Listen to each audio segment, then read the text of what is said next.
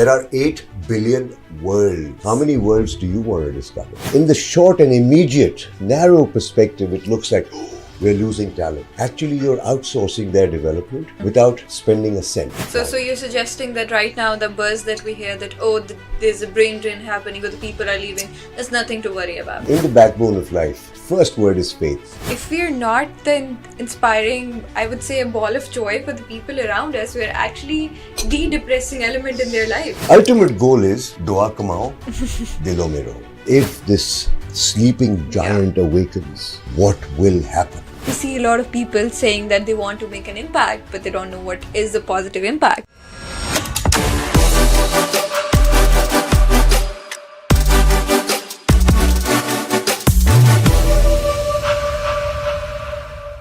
Hello and Assalamu Alaikum. Welcome back to another exciting episode of DSG Podcast. Let's keep talking green. So I welcome you all to a brand new episode, and today is one of the episodes that I'm really excited about because we are going to talk about hope. It's a conversation of hope and sustaining Pakistan's talent. So this podcast में हमेशा हम इस बात पर focus रहा है कि youth is driving the car of the nation, and we are the youth, and it's a youth-centric conversation. So Aj, I am really honored to have someone with me that I've always looked up to. I've seen a number of videos, motivational videos, learned a lot from him. But today I've had the honor to host him here. So I have with myself none other than Mr. Kamran Rizvi. I think the name takes no introduction, but he's one of the leading trainers in Pakistan. He's an inspirational coach, an OD consultant. Mr. Kamran has started this journey back in 1976. He has been associated with KZ Associates as well as Carnelian. So there's a lot to the name, there's a lot to learn from, and today I have the honor to bringing the KZR to you guys. So without ado, I'll welcome Mr. Kamran on the podcast and we'll begin the conversation. So hello sir, how are you? Aman, thank you for having me on the show. It is very good that you included me in the youth, amongst the youth. Yes. I'm glad that you did, because I am of the... It's at the heart, and I think you're more young at heart than most of us. वो कहते हैं age is a number. Age is a number, definitely. Youth is an attitude. Oh, wonderful. So therefore, you don't want to... I mean, I've come across young people who are, let's say, 22, 24, but their mindset is that of a 65-year-old.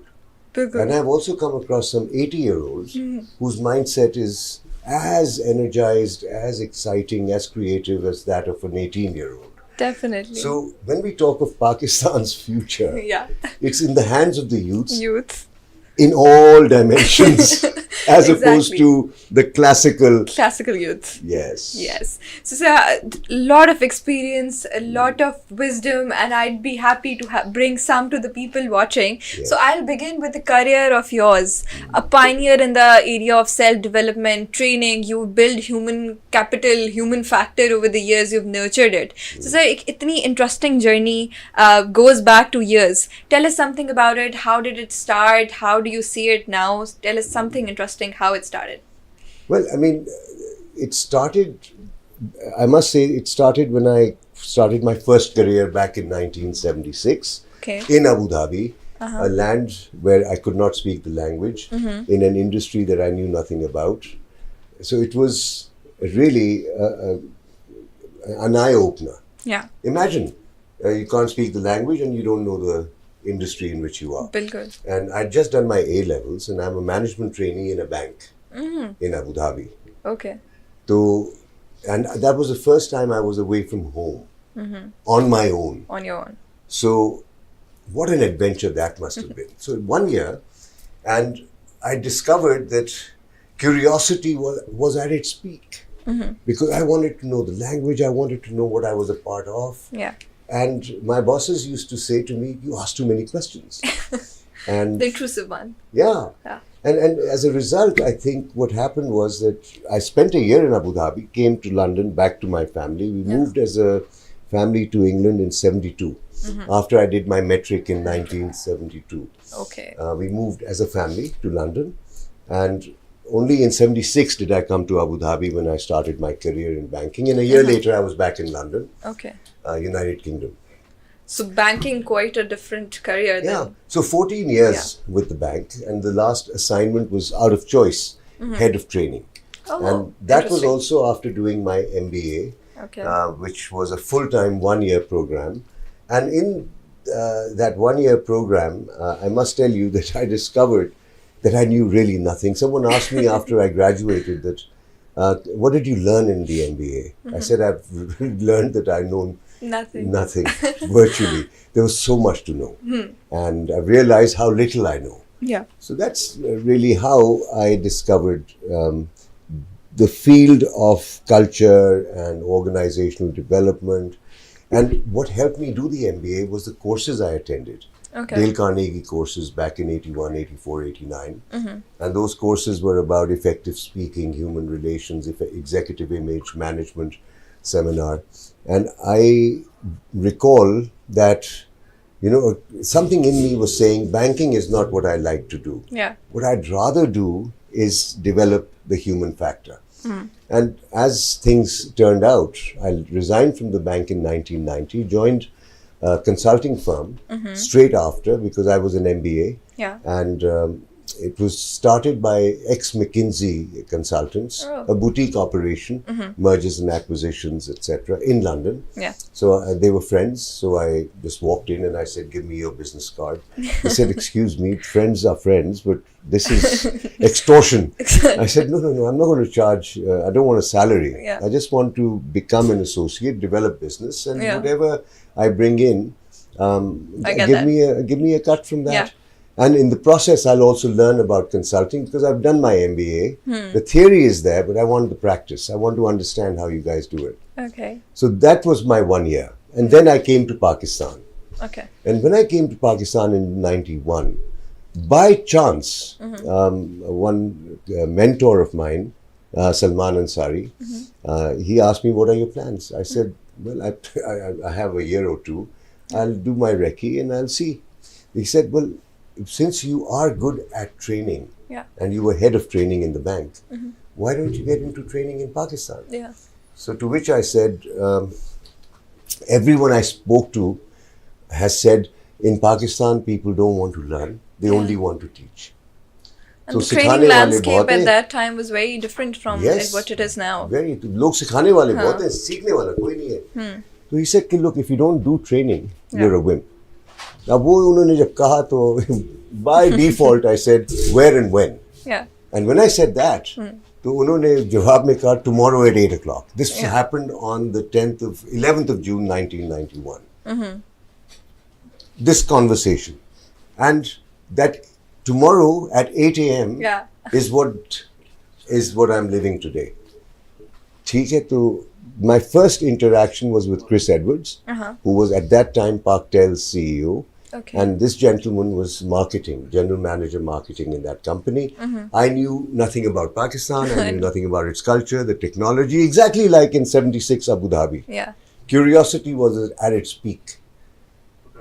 लाइए जी, लाइए, क्या बात है, किसने बनाई है भाई, किसने बनाई है, नाम बताओ, वकास भाई, thank you very much. Thank you. तो पॉडकास्ट में वकास भाई का नाम आ गया. बिल्कुल.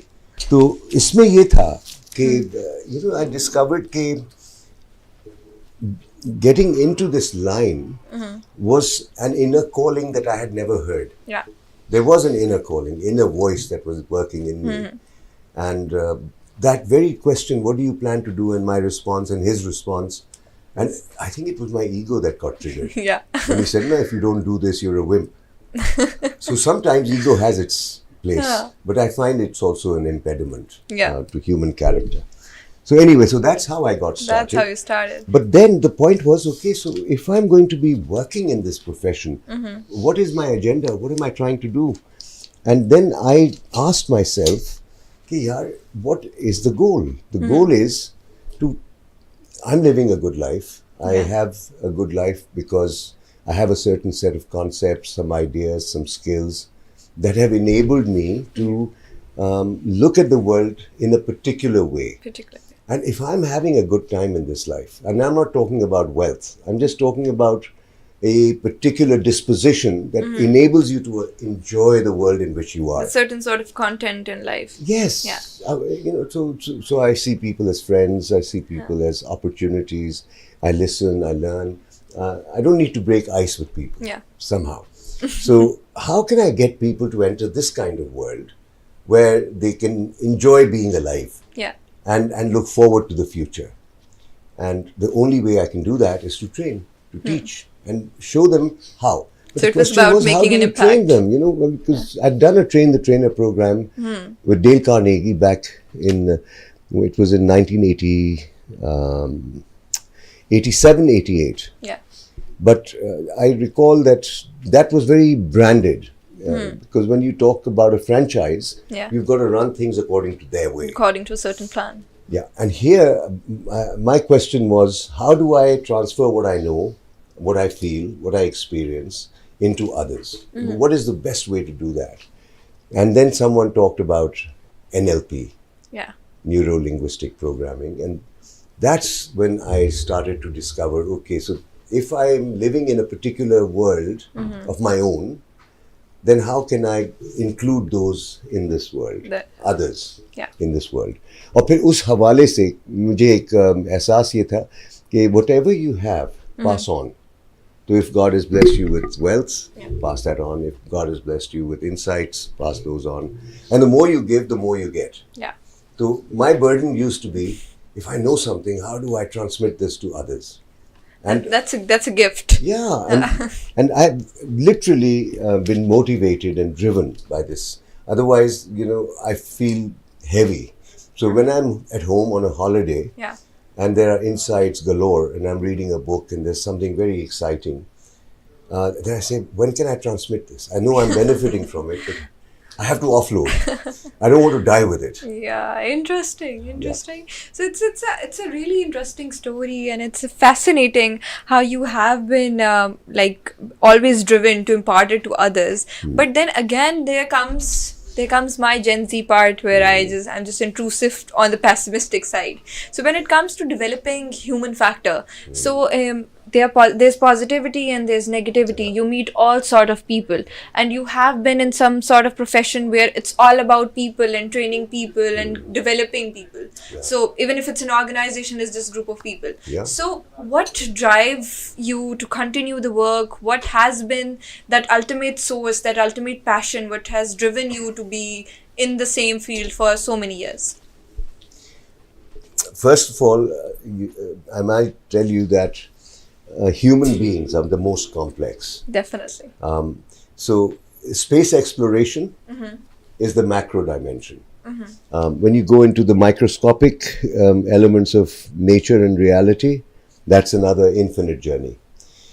The human being is what we take for granted. Yeah. And in fact, the most complex of all entities on this planet is you and I. The most complex. And for me, I've never come across a group that is the same. Yeah. I've never come across a person that is the same. Even a relationship, a marital relationship, human beings are mysterious.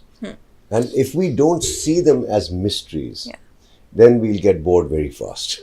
The individuality persists. Yeah. Oh yeah, फिर वही आ गई, फिर वही आ गया, फिर वही बातें. नहीं. We are more profound than the universe itself. Definitely. And as a result, we need to discover, keep an open mind on people. So how can you tire from discovery?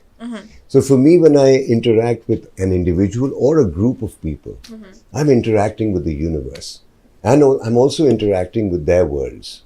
Because all of us live in our own world. Yeah. मैं अपनी दुनिया में, तू अपनी दुनिया में, हर बंदा अपनी दुनिया में.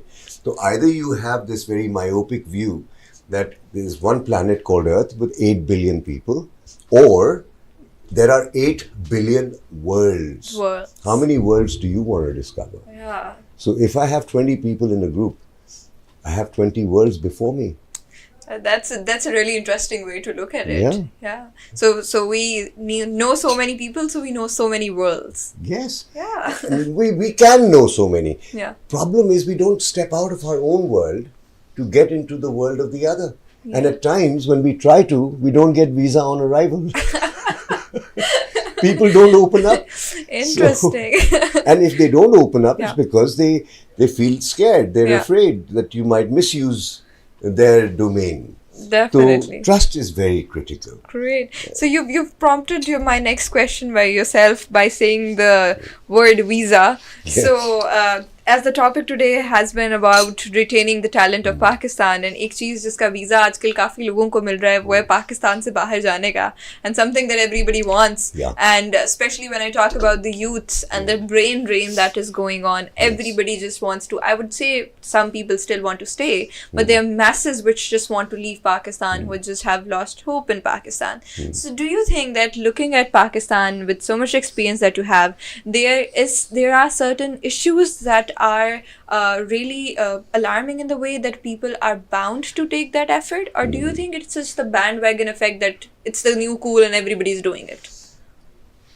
I think I look at it from a perspective of balance and nature. Yeah. For example, no one who leaves Pakistan for good.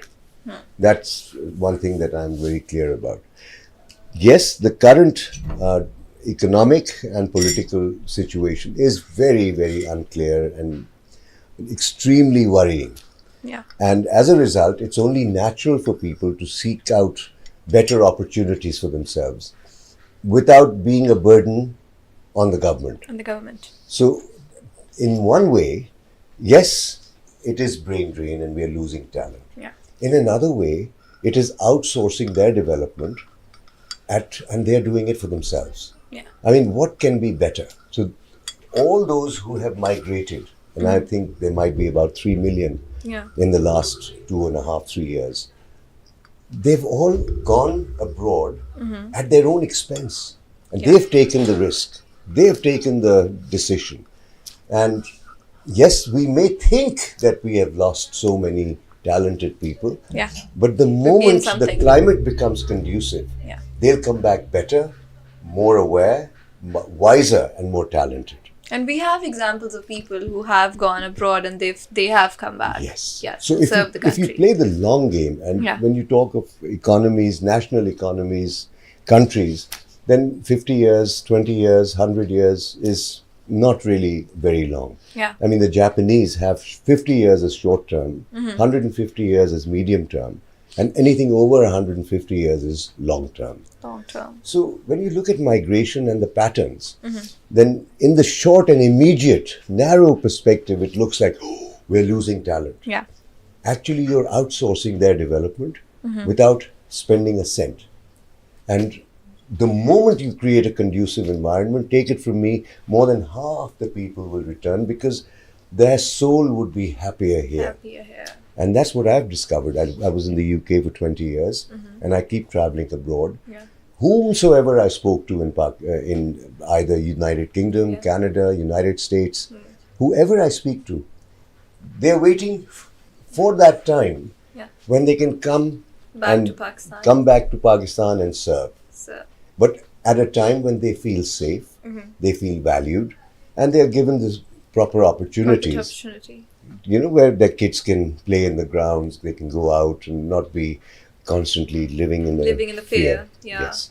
तो वो माहौल बनाने में कितना time लगता है? I think बिल्कुल. 3 to 5 years, inshallah, we'll Inshallah. have that. So time. you're suggesting that right now the buzz that we hear that there's a brain drain happening or the people are leaving, there's nothing to worry about. Not really. I mean, I'm actually motivated and encouraged by the fact that people have the gumption and the courage Yeah. to make such a big. I mean, not everyone who goes makes a success of it. Yeah. And some have died in the process, right? So let's salute those who are trying to be a lesser burden here. Yeah. Because in an environment where you're not valued, Valued. how can you add value? Definitely. But then again, it comes into the mindset of the people. So we see good examples. There's a bright side to the picture. There's a dark side to the picture. Yeah. So we see that, okay, there's a percentage of the people who are ready to come back. But again, there's a percentage who is just settled there and they're on the spectrum that why should we go back? Yes. There's just not enough there in the country left. Sure. So what should the stakeholders in Pakistan develop in the country so that it's viable enough for the people to come back and make an actual difference. 2 keywords: enabling environment. Yeah. And a fair society where rule of law is the norm. Yeah. And people feel protected. I'm in the UK, for example, traveling as a visitor. And I know that if I go to the court, in case I'm done wrong to, I will get immediate dispensation. Yes. And if I can get that same sense of feeling, not a perfect society by any means, there is nothing more we need to do. The government's job is to provide an enabling environment. The rest, human ingenuity, will take care of the national development. And I must say that as a country, we have a lot of talent in the country and abroad. And by the way, those who are going out are making this place for people to come. Because otherwise they would not get a chance. They would not get a chance. So ठीक है, अनाड़ी बनेंगे तो खिलाड़ी बनेंगे ना. बिल्कुल. तो अनाड़ी आ रहे हैं, बेशक आ रहे हैं, कोई मसला नहीं है. And we just need to provide some stability, safety, security, and कहते हैं ना कि good practices for doing business. Practices. You know, अब जैसे आपके small आजकल startups is huge in Pakistan, and freelancing is huge, and you know, the digital they're better than before, but still there's a long way to go. Recently the internet shutdown that we observed, that was alarming in the sense that finally an industry was improving, and then we see this. So, and these are short-term blips, by the way, from what I gather. It's not sustainable. And these are some tactical moves being made by different stakeholders to achieve certain goals, which I do not truly understand. But I do believe that any intelligent, half-intelligent person would not allow for this disruption of this kind to continue. And yes, we'll have fiber optics working, we'll have internet, and we'll have 5G, and we'll have connectivity of a level which is equivalent to the best of the best. All of that has to happen. And why it's not happening, there are many factors. Many factors contributing. But I know for a fact that this will not continue. Inshallah. And looking at a brighter future and moving towards a greener future. It has to, otherwise we're going to drown. Definitely. I mean, so while we are on the talk of talking about the mindsets and how we are nurturing that and how we need to develop the kind of youth that is driven enough to go abroad, but also motivated enough to come back to Pakistan. So I think that when it comes to that certain point, there's a lot of the role that education system plays in. And I go to one of the business schools of Pakistan, and what I hear from my instructors now, few of them, is that there's nothing left in Pakistan, and now you should go abroad and you should go into corporates. And another issue that is with our youth is that everyone wants to be a boss. Nobody is ready to work for the boss. So do you think that the education system is adding up to it, or any reforms that can be done to change that mindset? I think it is very evident across the globe that the conventional education system is failing. Definitely. It is across the globe, not just Pakistan. And particularly with technology, the way it is invaded, and post-COVID, and, you know, with Zoom and Microsoft Teams, you know, virtual learning, all of these augmented, and then AI and machine learning, and we've unlocked a new vision that, this could also be done. I mean, can you imagine doing a Harvard course, an MIT program? Sitting at your home. And for free. And for free. Yeah. If you want a certificate, you pay a fee. You pay a fee. Who cares for a certificate so long as I'm learning?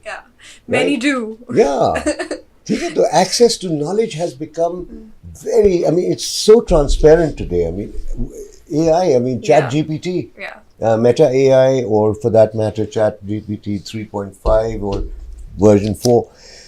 Education, the classical model, has failed us across the globe. Let me tell you this. Even Harvard recognizes that. Where we need to be moving is people with an ambition to serve, to contribute, have a vision of their own. And I must say, Dr. Peter Senge, guru of learning organization, says that education begins when first you have a dream. And that dream is so captivating, you want to accomplish it. And in order to accomplish it, you realize you don't know this, you don't know this, you don't know this. And the learning that you do in order to accomplish that dream is education. what I find is that people are saying, look, first I'll do my PhD, then I'll decide what to do. Yeah. First I'll do my master's in engineering, mechanical or electronic, and then I'll decide what to do. This is putting the cart before the horse. Yeah. First decide what you want to do with your life.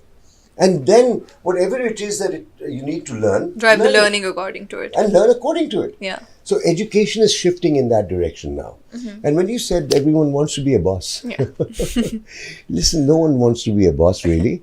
People want freedom. Ownership. A sense of autonomy. Yeah. And why not? And the interesting part here is that you can't have freedom without discipline. So either someone will discipline you. Yeah. Or you need to be self-disciplined. And either you become an employer or you work for an employer. For an entrepreneur. Yeah. So the point here is that you're either an entrepreneur or you work with an entrepreneur. Yeah. Because ultimately every business today was an enterprise. Definitely. Was a startup. Nestle was a startup. GSK was a startup. I mean, all businesses that you see once upon a time were a कीड़ा in the head of one guy or one gal. ठीक है? तो अब, how did Amazon, for example, start out? I mean, it was just a few people in a room trying to package stuff and ship them. And courier companies were helping out. And today it's a 600,000 empire. Definitely. And it's being managed because there are processes, there is a vision, there's a mindset. So education का मैं ये कहूँगा कि भाई, let's not even talk about bosses. Get the job done. Yeah. Doesn't matter who's doing it. Yeah, enjoy the freedom and give the freedom to others also. And that'll only be possible if you are disciplined. The more discipline we have in the system, the more freedom everyone will enjoy. So that with freedom, they deliver on the results that they've committed to. And that's where integrity comes in, trust comes in, and the organizational dynamics. So the culture drives a business, which is shaped by the founders. Exactly. I could not agree more. I think it's about time that we should leave the hustle of I need to get a PhD, I need to get a master's, and rather than having dreams and visions that are being supported by those PhDs. So it's about time, and I think it's all about experience, and it's all about having the hope and the positivity for it. So I would like to know now, as I believe that for every word, every person has a different definition. Hope is something else for me, and hope is something else for you. So how do you define hope? Divine promise.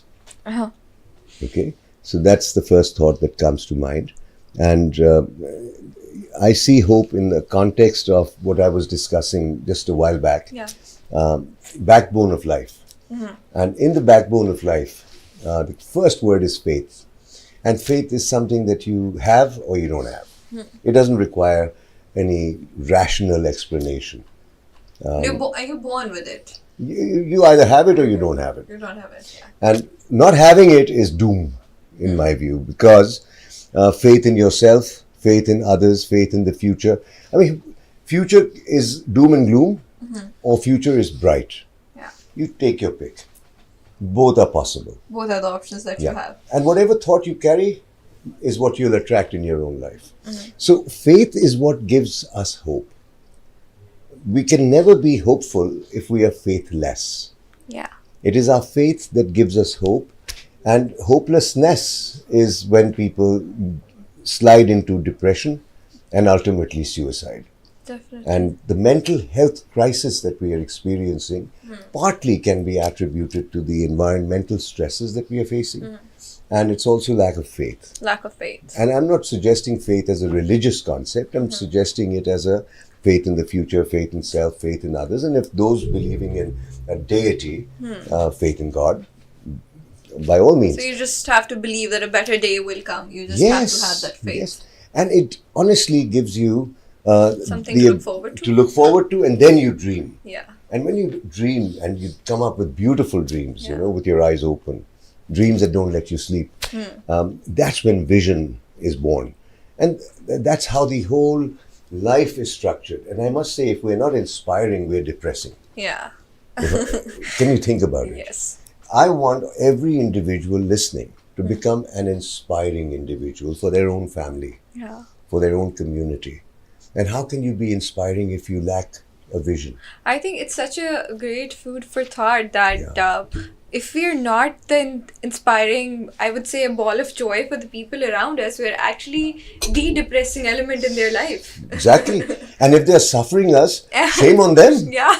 They should walk away. I mean, because we are either energy sappers or we energize.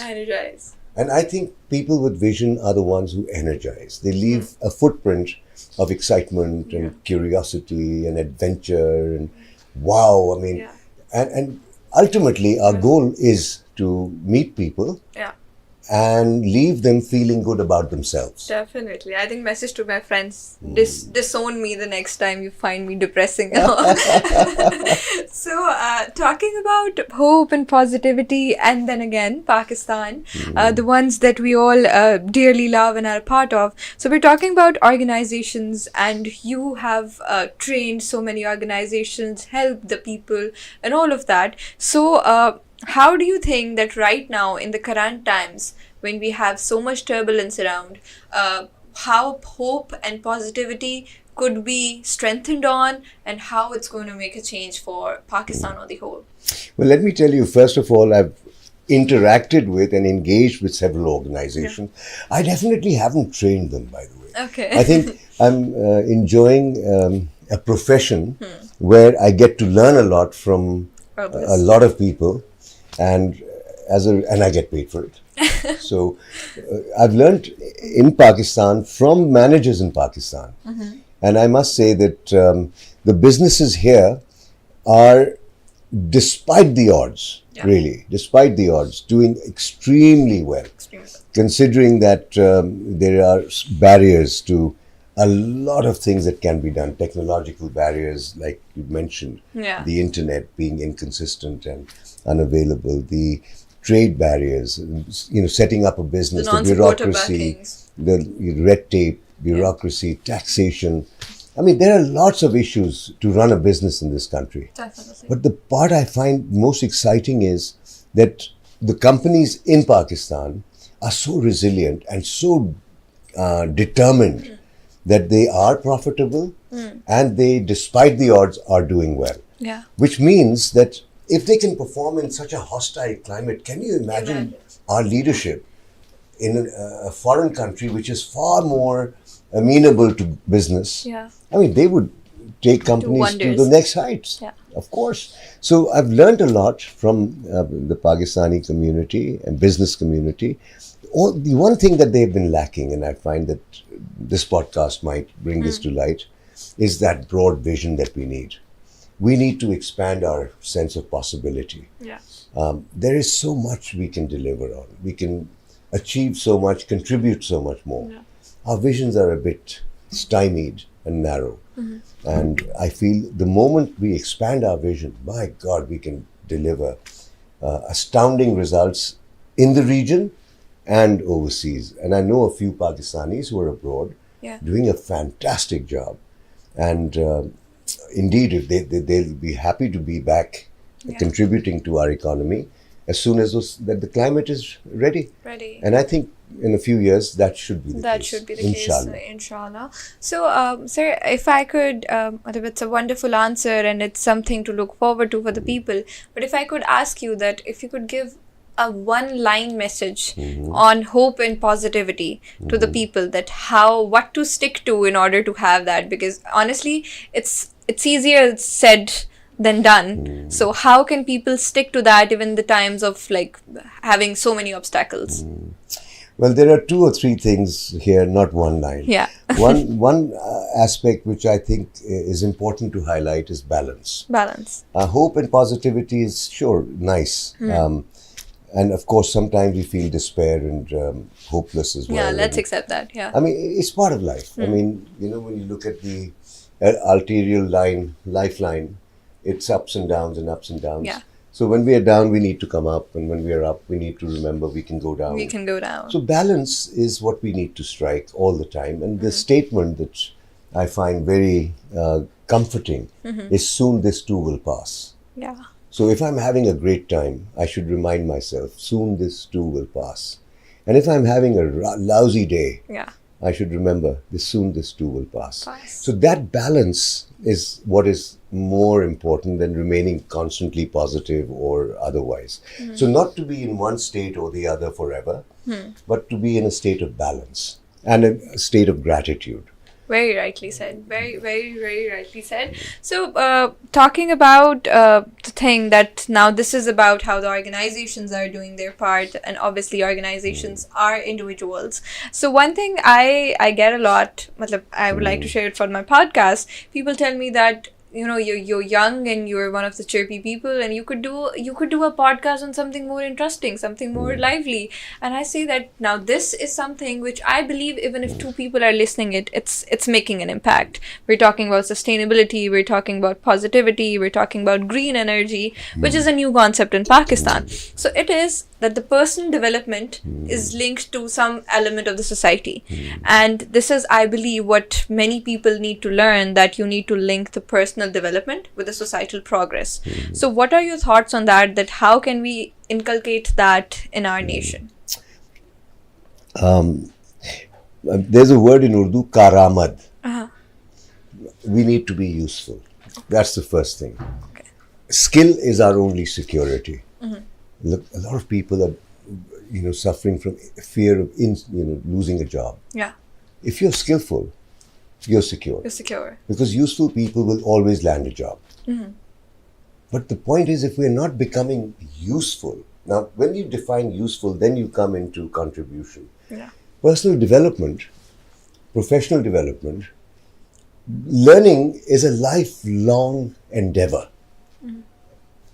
Why should one learn? In order to discover one's potential, step out of mediocrity and pursue excellence in order to glorify God. Yeah. We are not on this planet to glorify ourselves. We are not on this planet to show off. We are on this planet to please God. And He'll be pleased when we act in a way that glorifies Him. I think that is the essence of our life. हम आदमी हैं, इंसान बनने आए हैं. हम अपने आप को इंसान कह देते हैं, तो इंसान बनते नहीं हैं. Imagine if you give yourself a sanad, a degree of a doctor, and then you open a clinic and have a set of colorful pills, and people come, you check their pulse, and you say, "Zindagi maur Allah ke haath mein, Allah aapko shifa de. Ab ye din mein 3 dafa kha le." I mean, you're a quack. And why would you want a degree when you're getting people coming and paying you your fee? Consultation आपको 500 रुपए 1000 रुपए हर दफा visit पे दे रहे हैं. आपकी तो कमाई घर बैठे हो रही है. And people don't even know whether you're a quack or a real one. Yeah. तो इधर गुजारिश ये है कि हम इंसान अपने आप को कहते हैं. Remember this conversation we had and I asked who are you? Yeah. तो कहता है मैं इंसान हूँ. मैंने कहा तो बाकी कद्दू हैं. So the point is we are all from Adam. Man and woman both. I mean we're all from Adam. तभी हम कहते हैं हम आदमी हैं. क्यों आए दुनिया में? इंसान बनने. तो जब हम इंसान बनने आए हैं तो इंसान बनना तो बहुत it's a lifelong pursuit. Yeah. So when you say personal development, to me it is the journey from आदमी to इंसान. And not to settle at what I know. What we try to do is get to the first ledge. अब जहाँ मेरा दाल पानी चल रहा है ना, इधर ही रुक जाओ. We must not stop. We must keep. रास्ते को मंजिल बना लेते हैं. रास्ते को क्या बात है आपने कह दिया. Mediocrity is not our destiny. Yeah. We just have to be happy with what we have and strive for more. Not in terms of material gain, but in terms of the difference we make in society. Yeah. The ultimate goal is दुआ कमाओ, दिलों में रहो. बिल्कुल. पैसे नहीं कमाओ, वो तो आ ही जाएंगे. Yes. Comes from the dua. हाँ, कोठी में ना रहो, वो तो आ ही जाएगी. आ ही जाएगी. दुआ कमाओ और दिलों में रहो. And when you meet people and they feel good about themselves, I think you've done your job. Done your job. And why just settle for one? Make a difference in the lives of 10. कुछ नहीं कर सकते तो मुस्कुरा के दो. ऐसे क्यों? When you smile, people smile around. People smile around you. Why frown all the time? Yeah. And endorphins are released when you use these muscles, even if you don't want to smile. They give you Definitely. So very well said. And I'd like to add something here as growing up, whenever I used to go for somewhere for a speech competition or anything and all. So my amma used to say just one thing. She's like, you cannot just stand there and think you are the best, but you have to think that in order to perform best. So you do the necessary work for that, and then you stand there and you think you're the best. Yeah. So I think it's just about believing in yourself, but before you have to work to get to the point. Okay, you know that you are capable of something. Hard work is there. Hard work is there. Practice to karni hoti hai na, to become skillful. Definitely. You can acquire the knowledge, but to be skillful, you need to practice. Definitely. Lots of practice, and usme galtiyan bhi hoti hai. And one thing I will say, humility is the key. Because when you said the word best, na, to usme dimag kharabi bhi aa jati hai kabhi kabhi. No matter how well you regard yourself, don't consider others as less than you. Others as less, yes. Bas ye hai. Definitely. You are a queen, for example. Everyone else is royal. So when we treat people in that manner, that's humility. Humility is not bowing and disappearing in the soil. Humility is about being graceful and treating others with the same grace and the same respect. So talking about how the youth of Pakistan needs to have that confidence in themselves and have to have confidence that we are skilled enough, the world wants us, we can make a difference in Pakistan. So what would you say that right now, looking at the younger generation that Pakistan holds, what do you think is our biggest strength that we can cash on? I mean, our biggest strength, I would say, is there are, opportunities to learn in our society. Yeah. I was in France in 2011 giving a talk to some product supply teams from a company, 150 of them. And there were several speakers from the region, Africa, South Asia, and Eastern Europe. And I recall saying that I come from the richest country in the world. Yeah. And of course, people sniggered and smiled and said, he's from Pakistan. Yeah, he's delusional. So I said, I mean it, because what I've learned from all of us and from you all is that problems are opportunities in disguise. And guess what? Pakistan is the richest country in the world because it has the most problems. And that's the way to look at it. Yeah. And therefore, the more problems we have, the more opportunities we have. And that's why the startup culture. Because what is startup ultimately? You look at it, you shop for a problem, become its solution, and go and focus and sell. So, isme, jab main ye baat kar raha tha, to there was a Nigerian, and we got into a competition who has greater problems. So, guzarish ye ki Pakistan is very fortunate because we do have problems in every domain, whether it's legal, whether it's administrative, whether it's governance, whether it's health, high education, whatever field you want to pick up, there are problems. And each of these problems are opportunities. And I have recognized that in Pakistan, the youth bulge that we talk about is a huge asset as well. And people are so receptive to new learning. I know that from this podcast, those who listen will take away a lot. And they will make a shift. They will make a change. So, ye jo Pakistan ka ek advantage hai na, this is what frightens the world. That if this sleeping giant awakens, what will happen? So I have a feeling that like all of God's creation, Africans are very talented, and so are the Chinese, and so are the Pakistanis, but in our own unique way.